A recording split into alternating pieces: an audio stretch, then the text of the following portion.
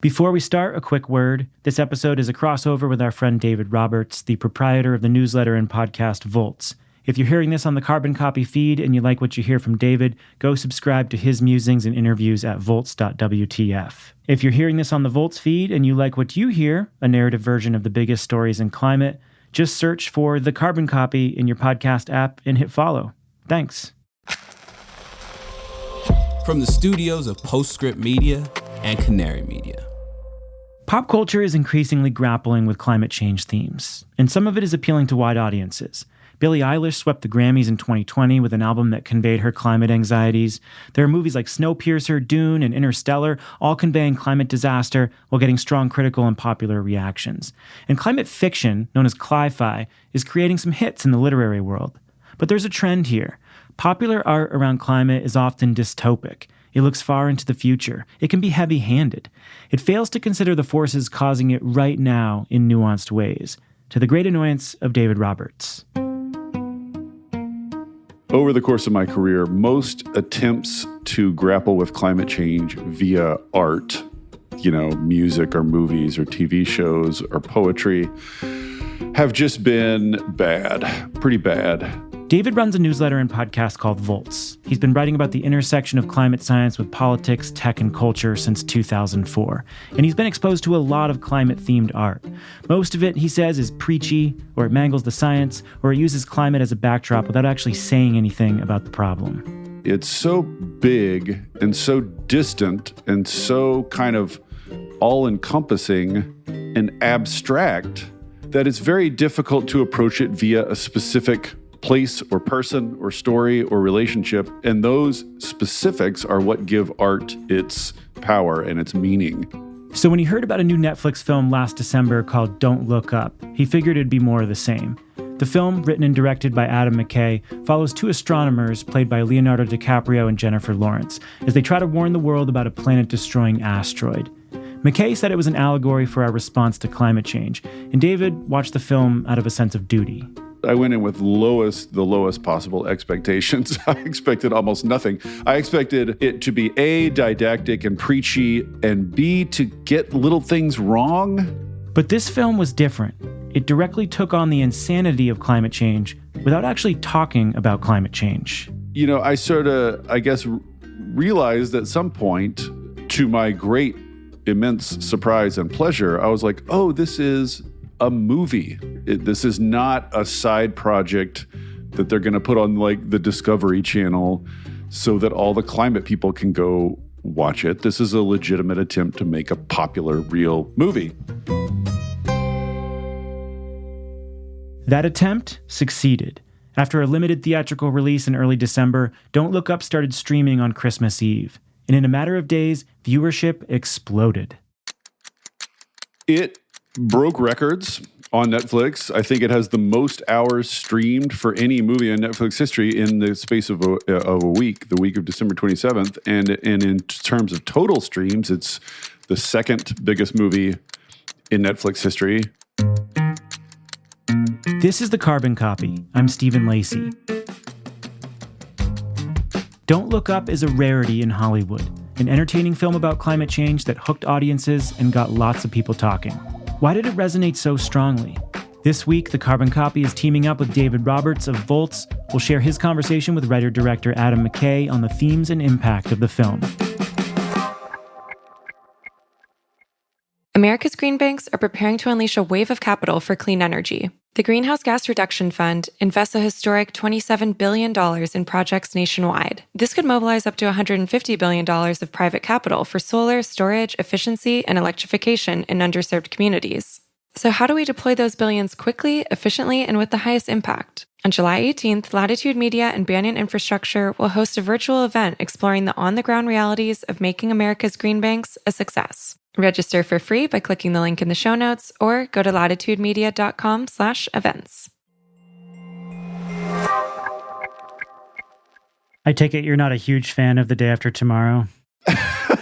Well, it's a perfectly good cheeseball disaster movie. It's not the worst cheeseball disaster movie or the best, but it's just a cheeseball disaster movie. Like, you don't learn anything about the social dynamics of addressing climate change. Back in 2004, 2 years before Al Gore's Inconvenient Truth came out, Hollywood produced the first modern climate disaster movie, The Day After Tomorrow. It was poorly written, scientifically preposterous, but it featured big names. It had great special effects for the time, and it was a solid commercial success. That was also the year David Roberts started writing about the overheating planet. And our collective understanding about climate change has shifted radically since that film came out. It's widely accepted now as kind of a background fact about our world. And so, in some sense, some pop culture at least is trying to go beyond to actually say stuff about it and reckon with it and reckon for what it means for our lives and our future. And that's very interesting to me, because sort of the psychological and intellectual difficulty of wrapping your head around climate change is something I've spent 15 years with, and watching people come to it and try to process it in real time is very fascinating. But Hollywood hasn't changed that much. The majority of films touching on climate that do get made are focused on action, disaster, dystopian storylines. They don't grapple with what caused the hellscape, just what comes after. Which is why David was initially skeptical of the premise of Don't Look Up, and why he was delighted when screenwriter and director Adam McKay flipped it. This comet is what we call a planet killer. At this exact moment, I say we sit tight and assess. Sit tight and assess? Sit tight. And then assess. The sit tight part comes first, then you gotta digest it. That's the assessment period. This is the worst news in the history of humanity. He just blew us off. What are we gonna do? We have to release the information. So we just leak it. McKay is a comedic force. He co-wrote and directed the breakout hit Anchorman, which was, coincidentally, released the same year as The Day After Tomorrow, 2004. He directed Talladega Nights and Step Brothers. In 2015, he made The Big Short, a comedy drama about the 2008 financial crisis. Since then, he's increasingly used comedy to take on serious subjects. Before Don't Look Up was released, McKay called it a Clark Kent disguise for the climate crisis. Not usually a good way to sell a comedy. But the movie isn't so much about the asteroid coming to destroy Earth. The asteroid is the stand-in for climate change. It's about the insane and horrifying ways we'll convince ourselves not to do something about it. So when it was actually funny, like funny in a legitimate way, not funny in that, oh, like for a movie about climate change, it's pretty funny kind of way, but like a legitimate funny way, a real humor, I was like, oh, they're really doing this. They're really, like, it doesn't force climate change on you. Like, if you just went as not a climate person, I can totally imagine just, normies going into the theater and watching this and not even realizing it's meant to be a climate change analogy. I've heard and seen on Twitter people who went and saw it and thought it was an analogy for COVID, or thought it was an analogy for any other, nuclear war, nuclear armament, or whatever. Like any sort of potential existential threat, you can slot in there. And that may have been the secret to the film's success. Over the holiday season, Don't Look Up quickly became one of the most popular releases ever on Netflix. It's racked up over 320 million streaming hours. And it sparked an overwhelming online response. Climate scientists writing op-eds saying they felt seen, culture writers critiquing the asteroid allegory, and audiences responding to the angst. And it became, I think, exactly what, if you're Adam McKay, you want it to become, which is, if you tell people I made a movie about climate change, they're not going to herd to see it. They're just not. But like, if it becomes this sort of, everybody has something to say about it, like everybody's arguing about it online, it became like a water cooler thing, which is what you want, right? So now everybody's like, well, it's in the discourse, I have to go watch it, so I have a take to contribute to the discourse.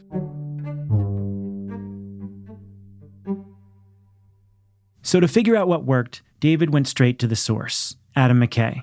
A few weeks after the release of Don't Look Up, the two sat down to talk about whether the film's commercial success could lead to more nuanced art about climate in Hollywood.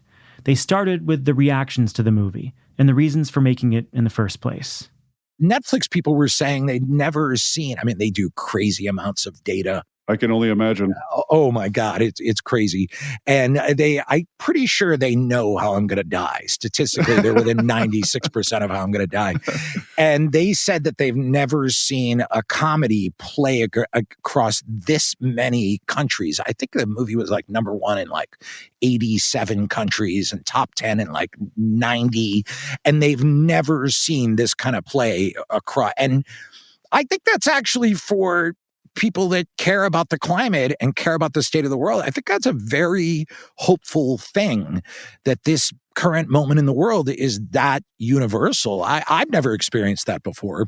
So, and then on the other hand, there's the critical response, which has been just all over the place. I don't know, I guess, what I expected, but it's been such a bizarre range. Like, you think you're so smart.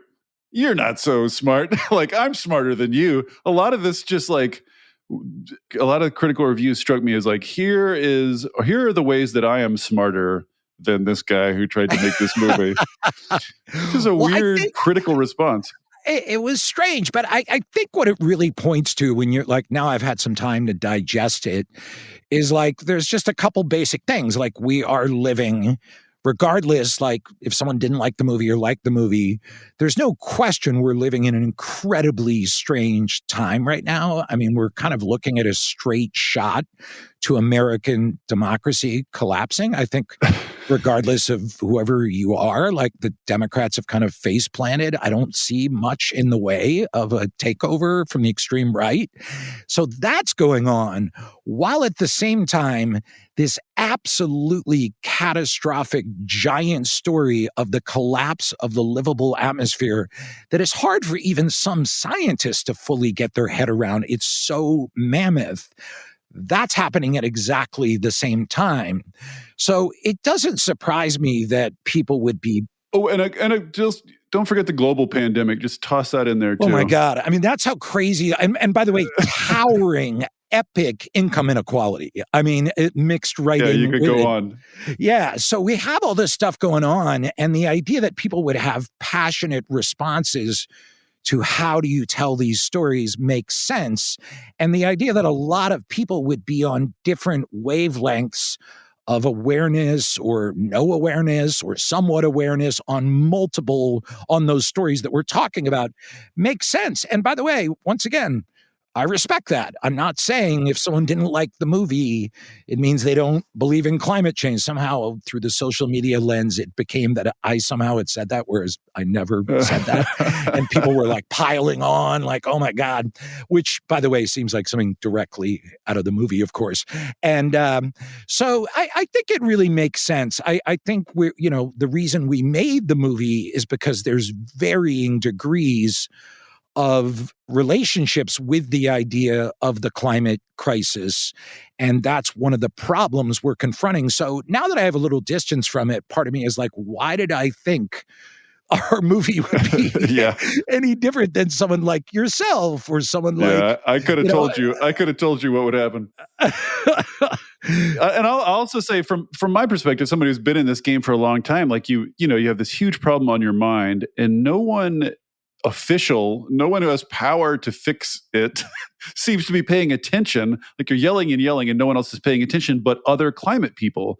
So you just end up talking to other climate people, and you end up arguing with other climate people and forming these sort of teams and factions within the climate movement because no one else is paying attention. So I think that's sort of like become the culture a little bit of the climate movement, is like your number one priority is to shoot down this new one who thinks he's smart. Like, I don't fully get it. But the bigger picture here is the crazy appetite of, literally, we're talking with these Netflix numbers, hundreds of millions of people. Yeah, that's wild.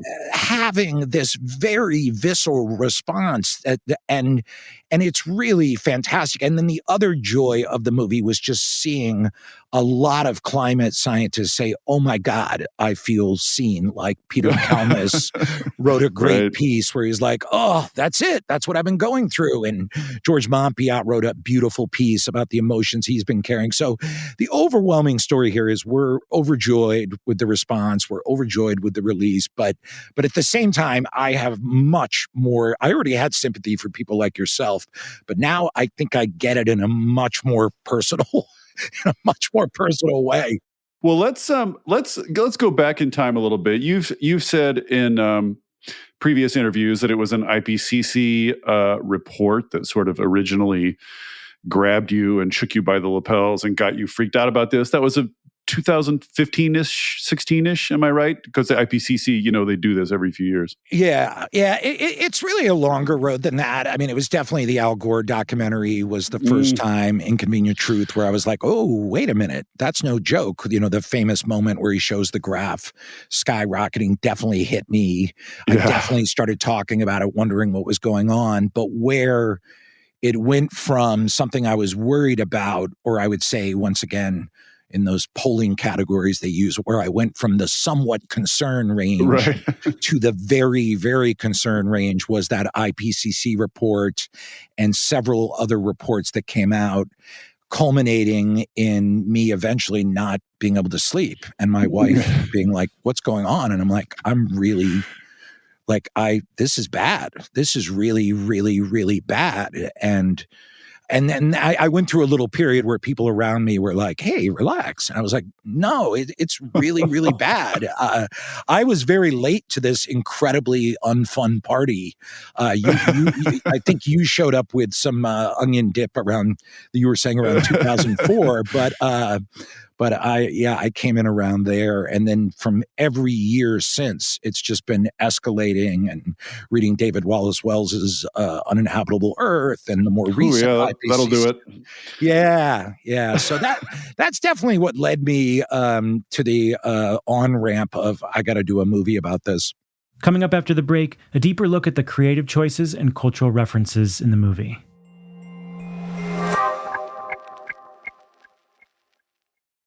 On July 18th, join Latitude Media and Banyan Infrastructure as we take a deep dive into the next phase of deploying the $27 billion Greenhouse Gas Reduction Fund. We'll provide practical insights for the state agencies and local lenders at the front lines of dispensing these funds. Where are the bottlenecks? How do we balance speed with transparency? And can America's green banks live up to the expectations of both local communities and Wall Street? Latitude Media's Stephen Lacey, Banyan co-founder Amanda Lee, and Clean Energy Fund of Texas EVP Billy Briscoe will answer these questions and more on July 18th at 1 p.m. Eastern. This is a must-attend for project developers and financiers. Register for free at latitudemedia.com/events or click the link in the show notes.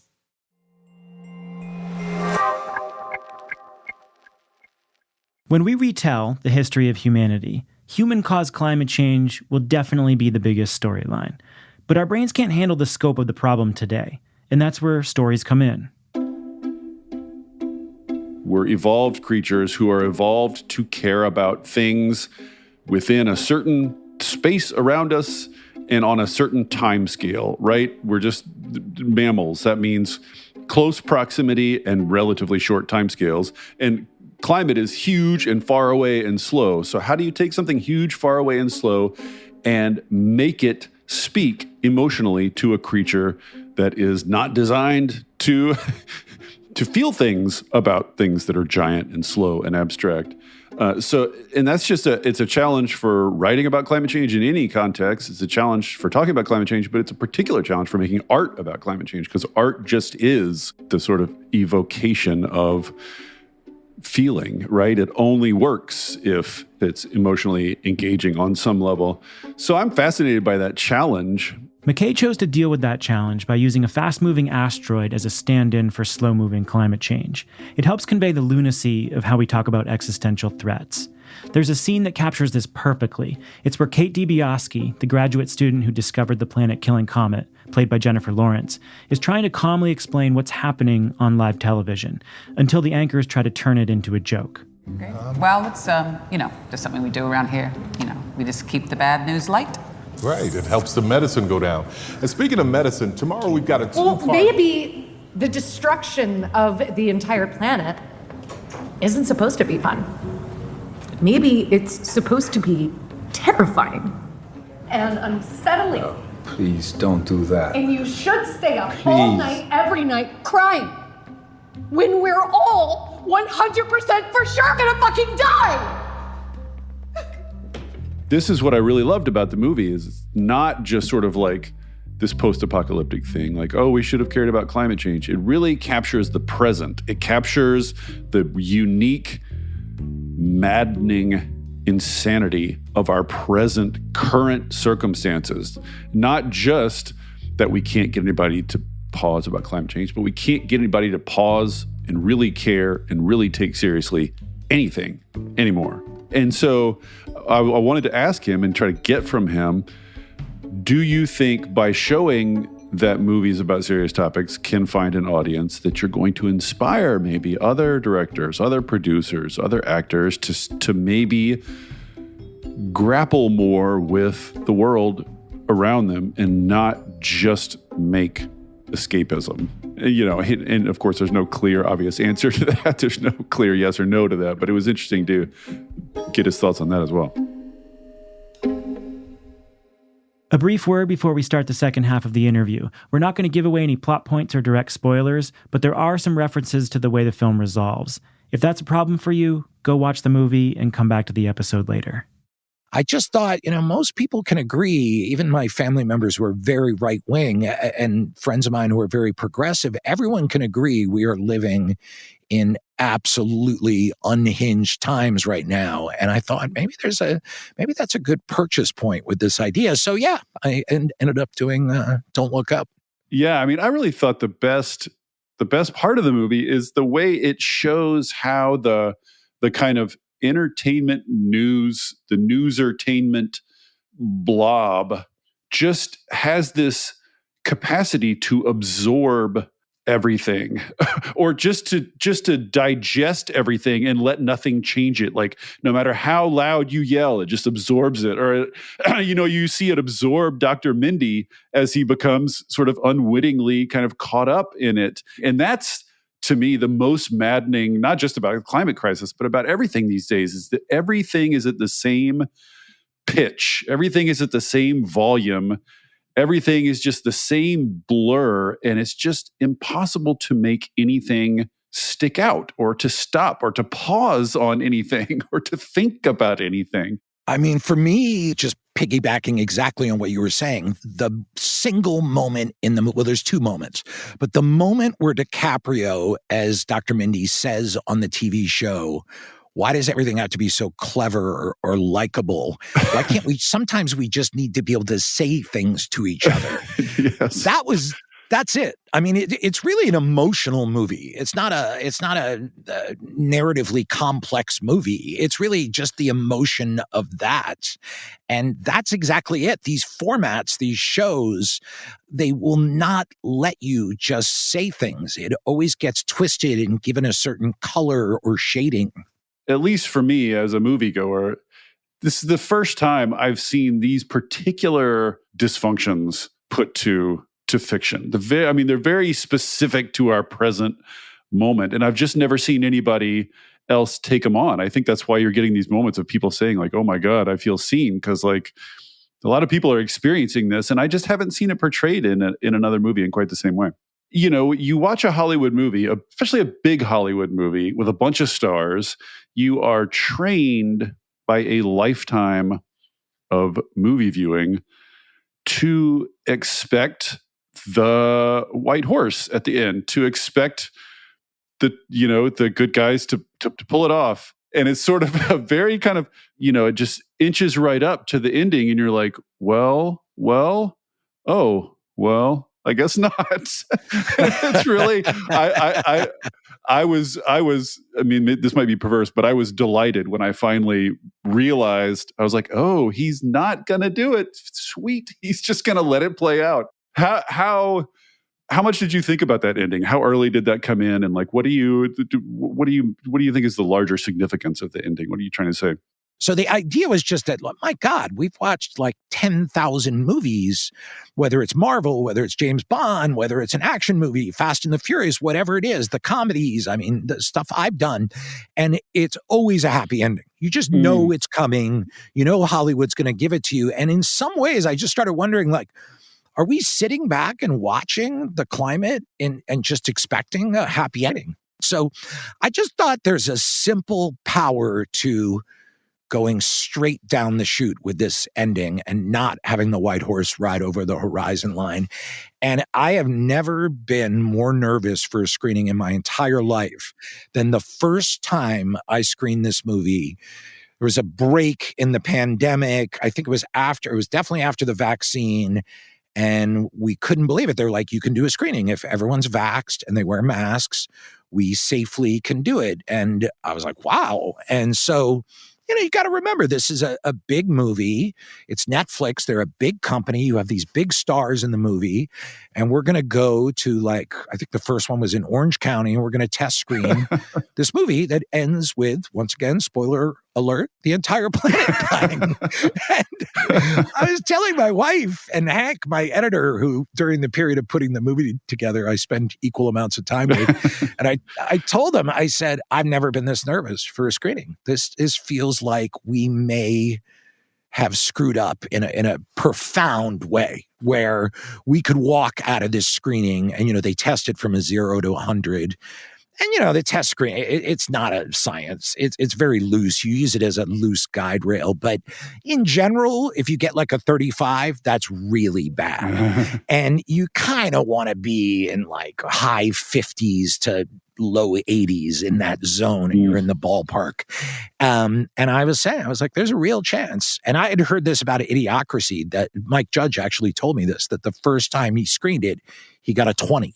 And I met him down in Austin, and I said, wait, what? And he goes, yeah, we got a 20. God, you got to have such strength of mind to stick to your guns in the face of that. A 20. I've never heard of that in my life. And he told me how then the studio felt like they were protecting Judge, and that's why they kind of buried the movie. And I was like, really? That's what happened. And there's, maybe Spielberg and Scorsese are two people that could score a 20 on a movie and say, I don't care, put it in 3,000 theaters anyway. Right. No one else on the planet has the clout to tell a studio, I know we got a 20, but go with it. There's just no one. So I'm driving to the screening and I'm like, oh, shit. But I love the ending. We've been watching it. We've screened it for ourselves. I think it's beautiful. And we screen it, and it's the audience's favorite part of the movie. No shit. Universally, unequivocally. Do you get written? How does the whole thing work? Do people write responses as well, yeah. or do they just tick a 1 to 10 type of thing? No. Everyone fills out a card. There's the 1 to 10 stuff, but then there's handwritten stuff. You do a focus group with 20 people afterwards. They ask in-depth questions. Universally, no question about it. Favorite part of the movie, the ending. Interesting. I'm curious why. Do people say why it was so satisfying to them? Could they articulate it? Oh, yeah. No, the focus group, the person who leads it, this incredible woman who's actually in Vice. She runs the focus group in Vice, where, true story that they ran focus groups on the Iraq War. And she actually runs our focus groups, and she asked them, and they were very clear about it. They said, we're sick of the bullshit endings. And it was an incredible moment where you realize, oh, of course, the audience is way smarter than a lot of times we give them credit for. Right. They're totally tuned into what's going on in the world. They then all expressed it. They then talked about the climate crisis. They talked about COVID. They talked about all the shit going on in the world. They're fully in line with it. They're sick of constantly getting served fake happy endings. And it was the most amazing. I'm a big fan, and even though I've done silly comedies, I'm a big fan and never underestimate your audience. I always say The Simpsons is like an example of you can be brilliantly stupid. And you should, even when you're doing silly stuff, try and be, top of your intelligence, silly. And so I've always believed audiences can go way further than people think. They're way smarter. And voting blocks, the population at large, they get way more than they get credit from the media, from the savvy crowd, the gatekeepers. But this even surprised me.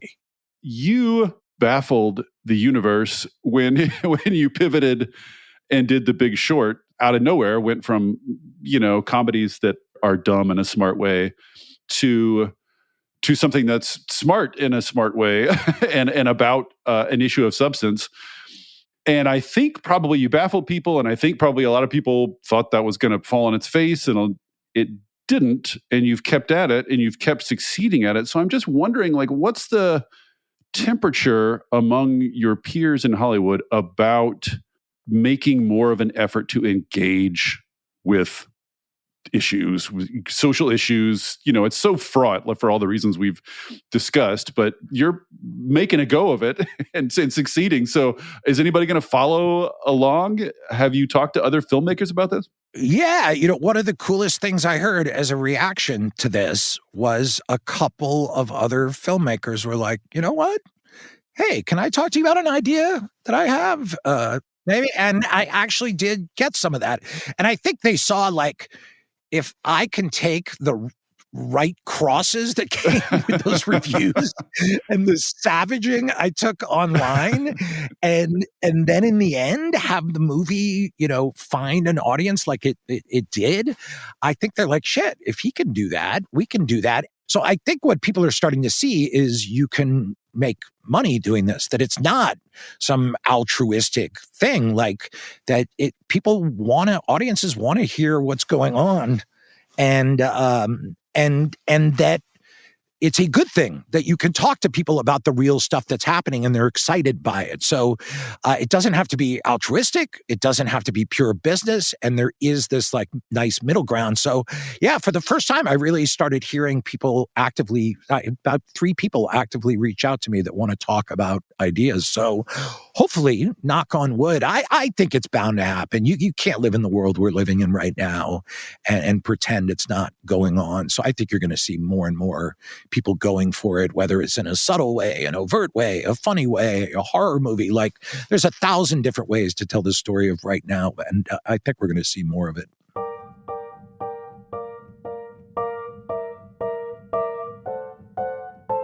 So what do you think? Does this open the door to talk about climate change in ways that audiences are actually going to care about, and that something that Hollywood cares about actually make money? So I think it will matter in that it will show people that you can approach this topic obliquely and through humor.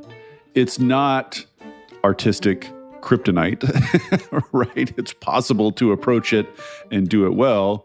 So I think, yeah, it could inspire ideas in other people. And more broadly, I think just McKay's career, I think, is demonstrating to people that you can make a movie about serious, important, complex things, and you can make it funny, and you can make it good such that audiences will enjoy it and come to see it. That, I think, will be the biggest proximate impact, is just audiences are prepared to think and care about things.